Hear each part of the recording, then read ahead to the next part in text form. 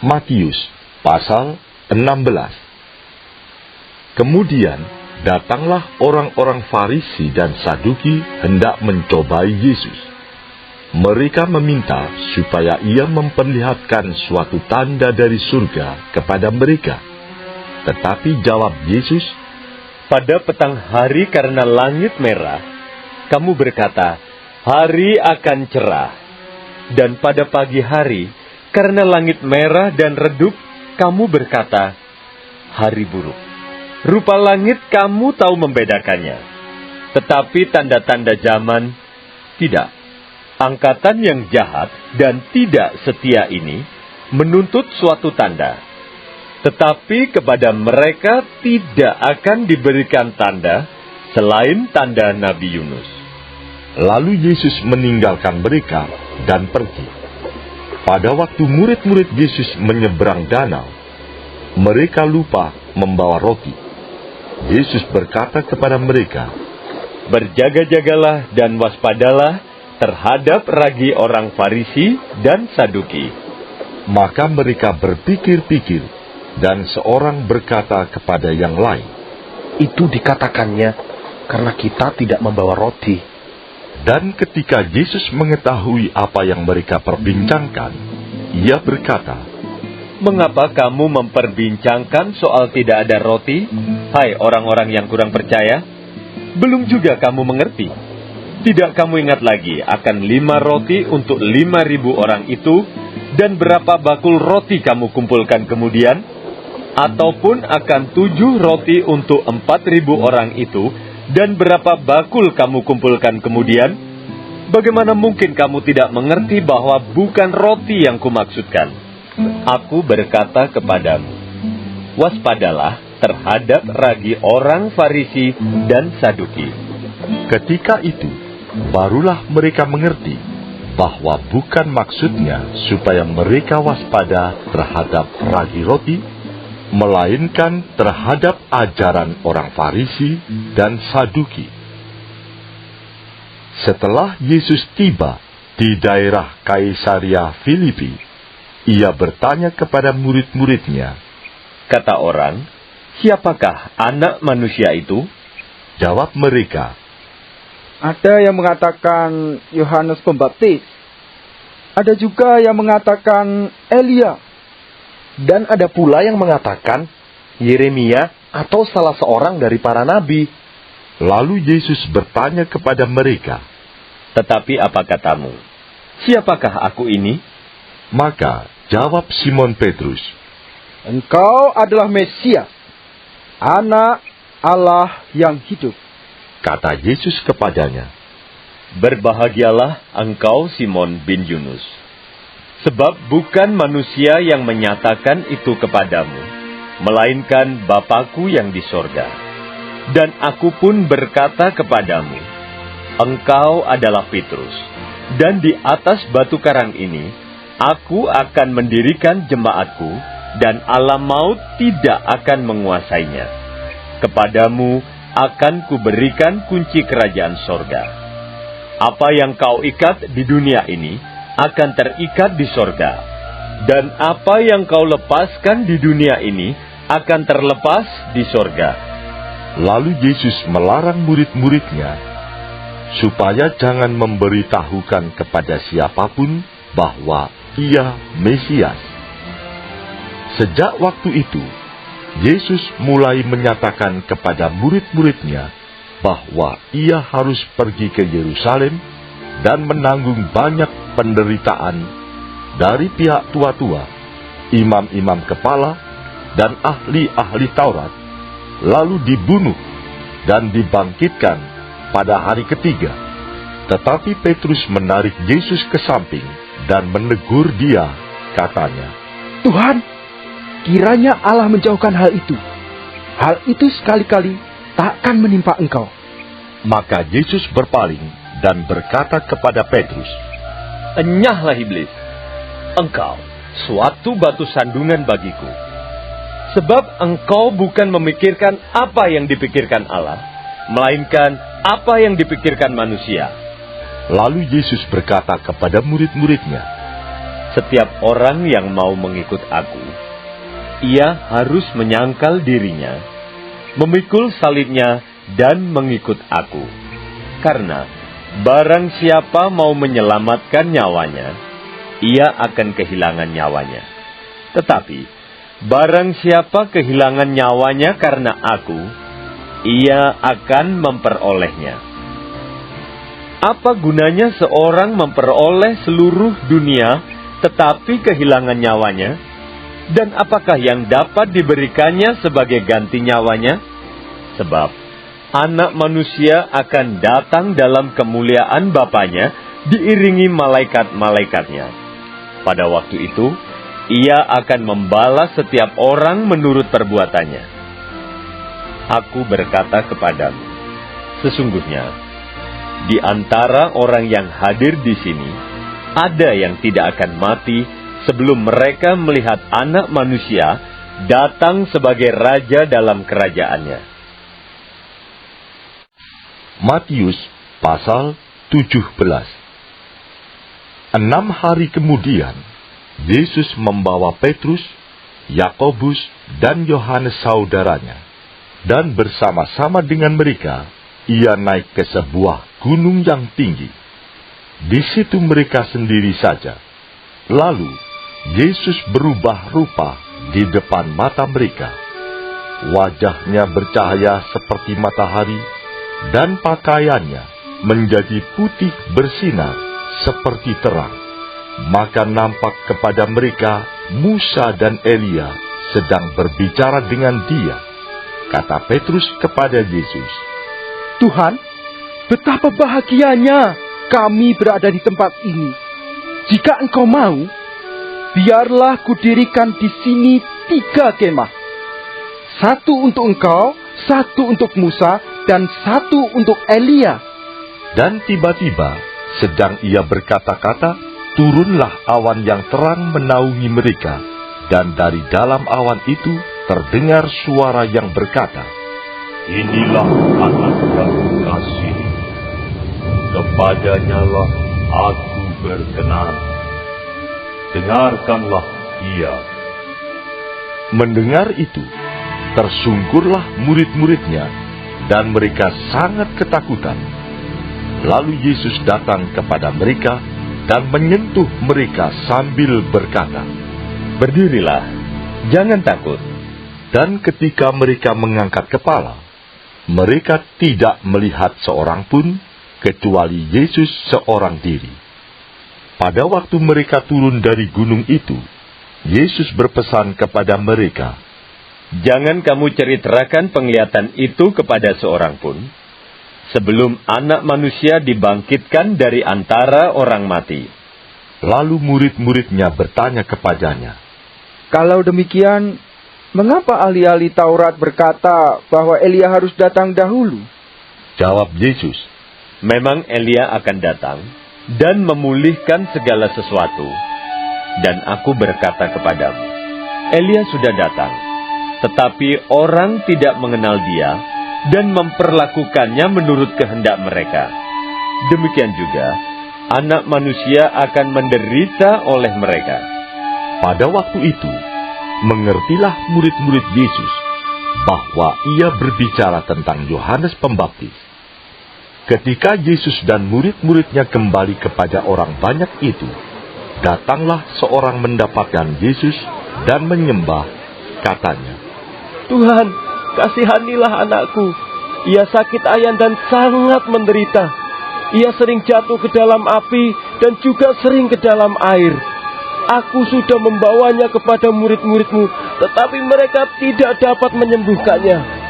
Maka kata Yesus, Hai kamu angkatan yang tidak percaya dan yang sesat. Berapa lama lagi aku harus tinggal di antara kamu?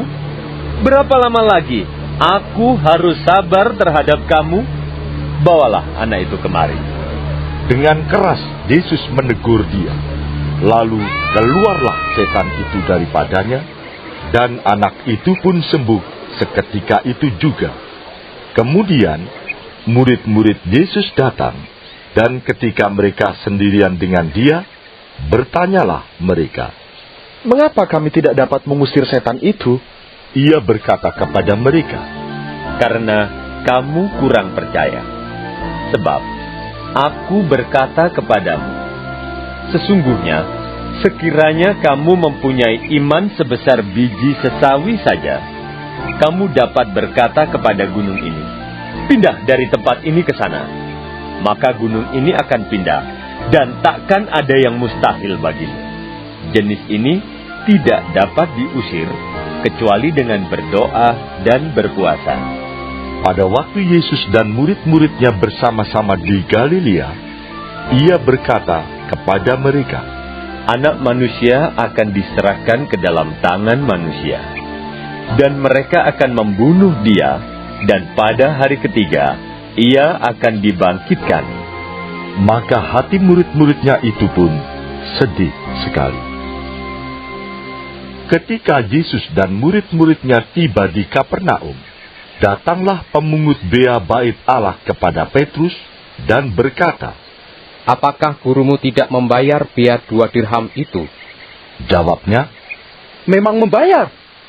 dan ketika Petrus masuk rumah, Yesus mendahuluinya dengan pertanyaan, Apakah pendapatmu, Simon? Dari siapakah raja-raja dunia ini memungut bea dan pajak? Dari rakyatnya atau dari orang asing? Jawab Petrus. Dari orang asing. Maka kata Yesus kepadanya, Jadi, bebaslah rakyatnya. Tetapi supaya jangan kita menjadi batu sandungan bagi mereka, pergilah memancing ke danau. Dan ikan pertama yang kau pancing, tangkaplah dan bukalah mulutnya. Maka engkau akan menemukan mata uang 4 dirham di dalamnya. Ambillah itu, dan bayarkanlah kepada mereka, bagiku dan bagimu juga. Matius pasal 18. Pada waktu itu, datanglah murid-murid itu kepada Yesus dan bertanya, Siapakah yang terbesar dalam kerajaan surga?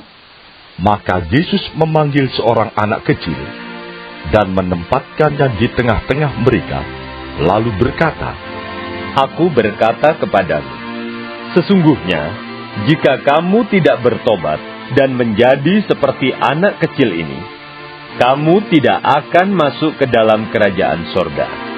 Sedangkan barang siapa merendahkan diri dan menjadi seperti anak kecil ini, dialah yang terbesar dalam kerajaan sorga.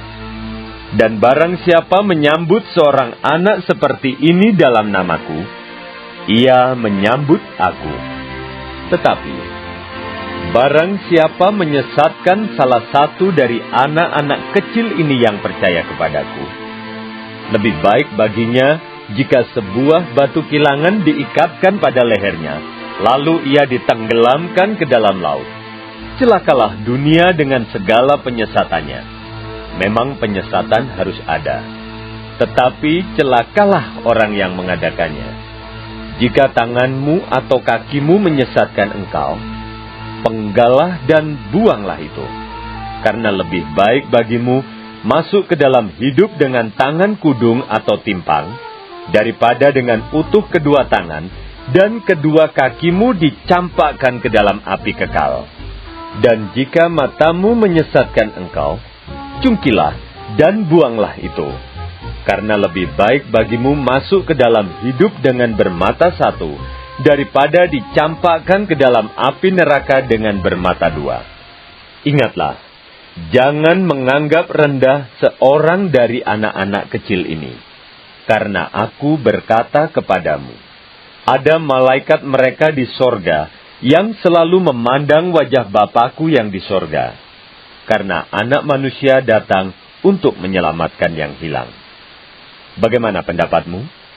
Jika seorang mempunyai 100 ekor domba, dan seekor di antaranya sesat, tidakkah ia akan meninggalkan yang 99 ekor di pegunungan, dan pergi mencari yang sesat itu? Dan aku berkata kepadamu, sesungguhnya, jika ia berhasil menemukannya, lebih besar kegembiraannya atas yang seekor itu daripada atas yang ke-99 ekor yang tidak sesat. Demikian juga Bapamu yang di sorga tidak menghendaki supaya seorang pun dari anak-anak ini hilang. Apabila saudaramu berbuat dosa, tegurlah dia di bawah 4 mata. Jika ia mendengarkan nasihatmu, engkau telah mendapatnya kembali. Jika ia tidak mendengarkan engkau, bawalah seorang atau 2 orang lagi, supaya atas keterangan 2 atau 3 orang saksi, perkara itu tidak disangsikan. Jika ia tidak mau mendengarkan mereka, sampaikanlah soalnya kepada jemaat.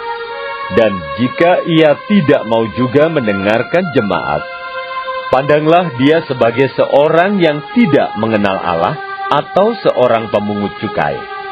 Aku berkata kepadamu, sesungguhnya apa yang kamu ikat di dunia ini akan terikat di sorga, dan apa yang kamu lepaskan di dunia ini akan terlepas di sorga. Dan lagi aku berkata kepadamu, jika 2 orang daripadamu di dunia ini sepakat meminta apapun juga, permintaan mereka itu akan dikabulkan oleh Bapa-Ku yang di sorga. Sebab, di mana 2 atau 3 orang berkumpul dalam nama-Ku, di situ Aku ada di tengah-tengah mereka. Kemudian, datanglah Petrus dan berkata kepada Yesus, Tuhan, sampai berapa kali aku harus mengampuni saudaraku jika ia berbuat dosa terhadap aku? Sampai 7 kali? Yesus berkata kepadanya, Bukan, aku berkata kepadamu, bukan sampai 7 kali, melainkan sampai 70 kali 7 kali. Sebab hal kerajaan surga seumpama seorang raja yang hendak mengadakan perhitungan dengan hamba-hambanya. Setelah ia mulai mengadakan perhitungan itu, dihadapkanlah kepadanya seorang yang berhutang 10.000 talenta. Tetapi karena orang itu tidak mampu melunaskan hutangnya, raja itu memerintahkan supaya ia dijual beserta anak istrinya dan segala miliknya untuk pembayar hutangnya. Maka sujudlah hamba itu menyembah dia. Katanya, sabarlah dahulu, segala hutangku akan kulunaskan. Lalu tergeraklah hati raja itu oleh belas kasihan akan hamba itu, sehingga ia membebaskannya dan menghapuskan hutangnya. Tetapi ketika hamba itu keluar, ia bertemu dengan seorang hamba lain yang berhutang 100 dinar kepadanya. Ia menangkap dan mencekik kawannya itu. Katanya, bayar hutangmu. Maka sujudlah kawannya itu dan memohon kepadanya, sabarlah dahulu, hutangku itu akan kulunaskan.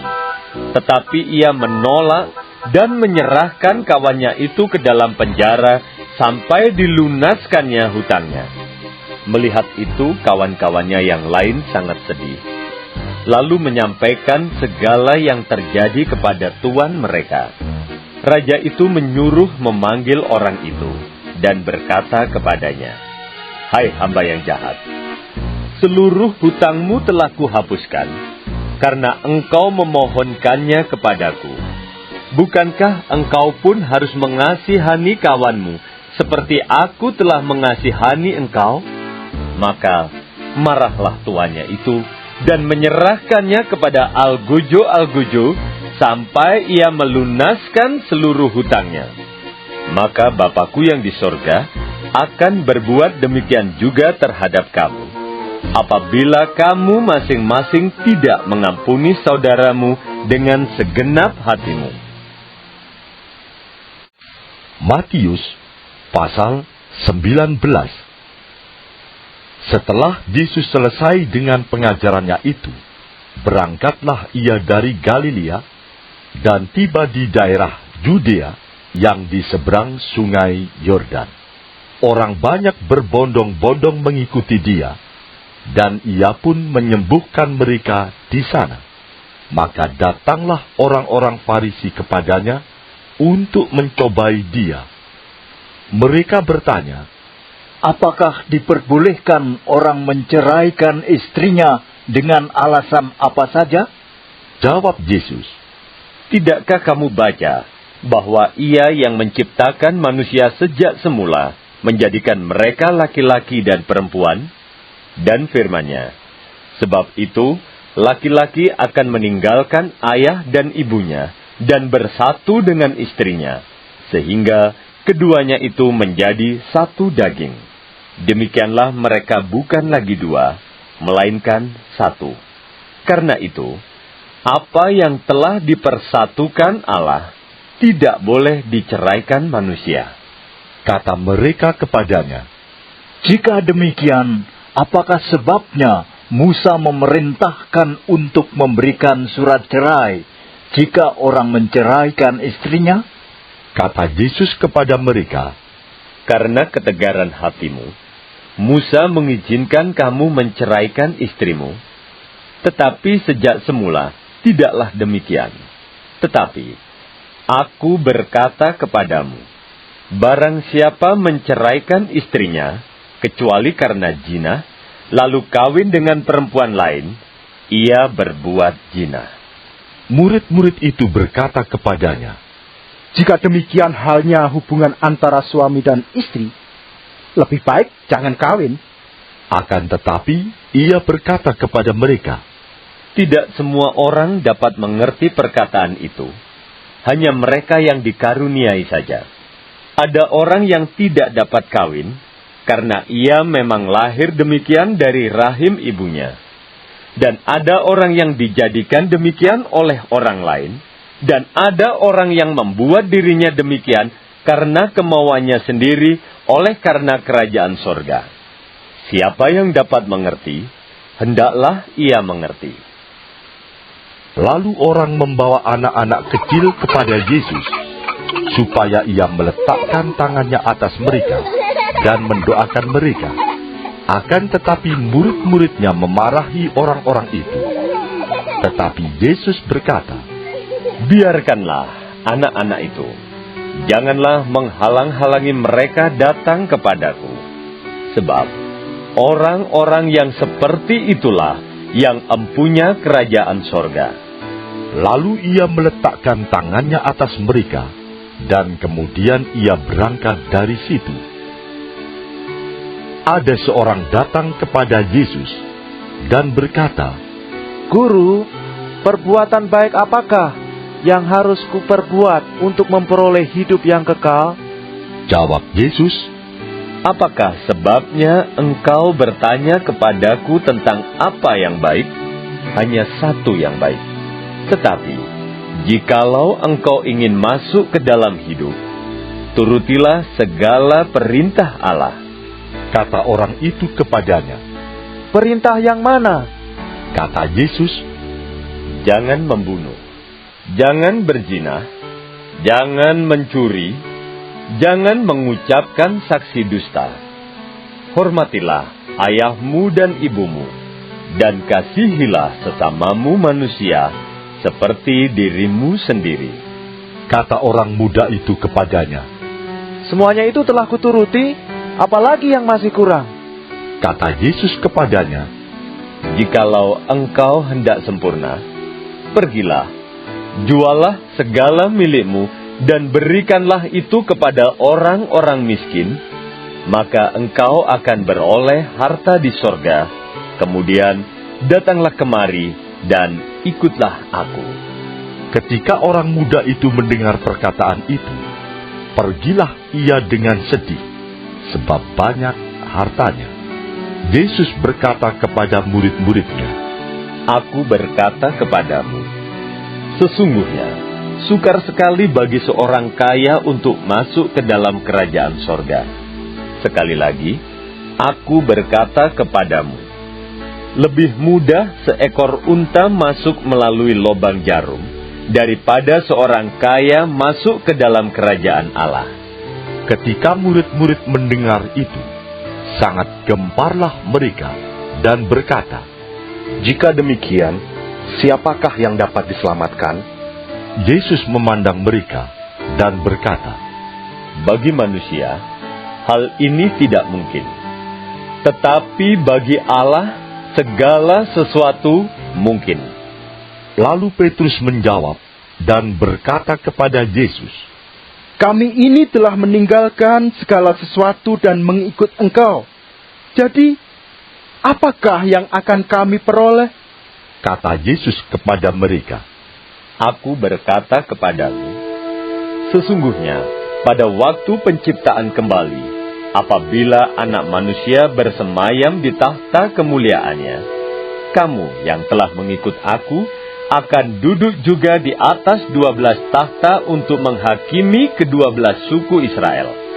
Dan setiap orang yang karena namaku meninggalkan rumahnya, saudaranya laki-laki atau saudaranya perempuan, bapa atau ibunya, anak-anak atau ladangnya, akan menerima kembali 100 kali lipat dan akan memperoleh hidup yang kekal. Tetapi banyak orang yang terdahulu akan menjadi yang terakhir, dan yang terakhir akan menjadi yang terdahulu. Bagi warga sorga yang mau dapat pemberitahuan video terbaru, silahkan klik subscribe dan paling penting jangan lupa untuk klik aktifkan loncengnya ya. Warga sorga terkasih, tolong bantu beri saya semangat upload video baru dengan kasih like ya. Ayo warga sorga menjadi berkat bagi orang lain dengan membagikan video ini ya. Tuhan Yesus Kristus memberkati kita warga sorga. Amin. Ingat, dalam kitab Filipi 3 ayat 20 tertulis firman Tuhan, karena kewargaan kita adalah di dalam sorga, dan dari situ juga kita menantikan Tuhan Yesus Kristus sebagai Juru Selamat.